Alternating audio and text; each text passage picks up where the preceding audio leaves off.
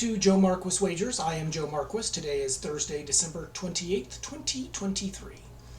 Before we jump into the Thursday night game, I wanted to talk about a law change that happened back in March that might affect everyone who likes to gamble. Now, when you make a deposit into a sports book with your credit card, it is considered a cash advance instead of a standard credit card charge. Cash advance interest is handled differently than credit card interest. If you pay the full amount of your credit card bill every month, you do not get charged credit card interest. This does not apply to cash advance interest. The cash advance starts accruing interest from the day it was posted. So even if you pay off the full amount of the bill, the amount that accrued will show up on your next bill. Some credit card companies also charge a cash advance fee for every cash advance transaction. So next time I have to add money, I'm going to look into pulling the money from my checking account instead.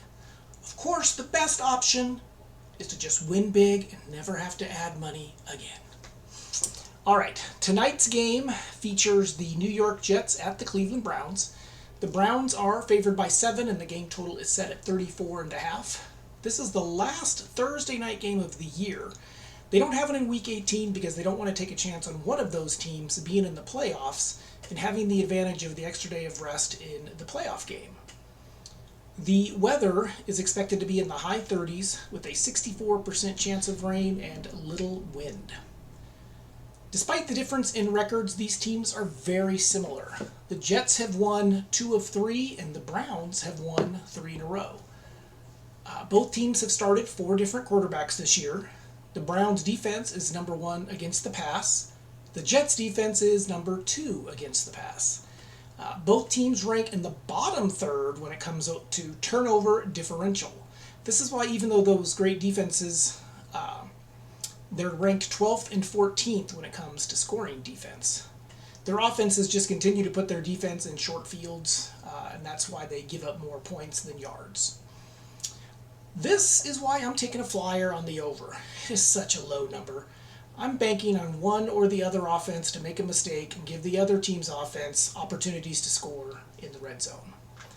Now, since I don't know which team is going to make the most mistakes, I'm going to stay away from a side, although I am leaning towards the Jets. Both of these teams should come into the game with a plan to run the ball. I told you how good these defenses were against the pass. They're not as good against the rush, especially the Jets. The Browns rank 10th against the run, and the Jets rank 24th against the run. So I'm going to play Breece Hall to exceed his rushing prop of 43.5 yards, and I'm also going to play Jerome Ford to exceed his rushing prop of 44.5 yards. I'm also going to play a tight end trifecta. Yep, I just made that up. I am going to play David Njoku to exceed both his receiving props of 5.5 receptions and 48.5 yards, as well as for him to score an anytime touchdown. Thus, the 3 wagers gives me the tight end trifecta. Now, I must not be the only one looking at these on David Njoku. When I was doing my research yesterday, all 3 of these props were lower. It's both good and bad. It's good because it means there are some sharps out there who agree with me. It's bad because his reception prop went from 4.5 to 5.5. Luckily, he's had at least 6 receptions in each of his last 3 games. He has also scored a touchdown in each of his last 3 games. And I'm also banking on the fact that the Jets' great corners are going to keep the Browns' wide receivers in check, and this is going to open things up for Njoku. These are my 6 best wagers for tonight. They come in at plus 2,300 in a same-game parlay. Last week, I did manage to stay positive again. I won 52% of my wagers, and I won a little over $25. Now, I don't bet large amounts. My average bet amount was about $17.15. So I did a little math because I'm always curious about the sharps out there. If I had averaged $100 a bet, I would have won $150. If I had averaged $1,000 a bet, I would have won $1,500. If I'd averaged $10,000 a bet, which is what a lot of sharps wager, I would have won $15,000.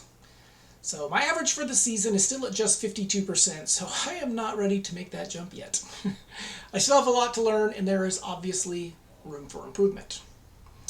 Now, my son's best 3 wagers in this game are Breece Hall over 77.5 combined rushing and receiving, Joe Flacco over 36.5 pass attempts, and Amari Cooper over 57.5 receiving yards. Good luck, Joe. There is one NFL game on Saturday night, so I will post again on Saturday before the game. If you haven't already, please subscribe to my channel, Joe Marquis Wagers, and good luck on all of your wagers tonight.